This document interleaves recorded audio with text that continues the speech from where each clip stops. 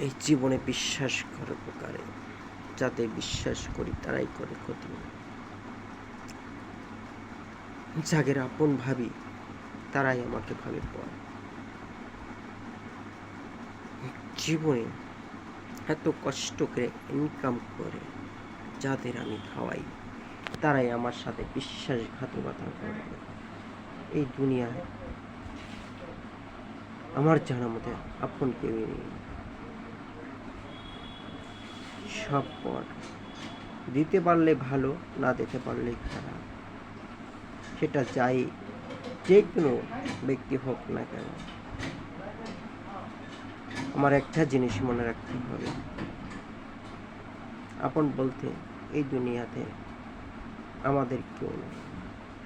ভাই আপনারা বিপদে পড়লে বুঝতে পারবেন কে আপন কে পর।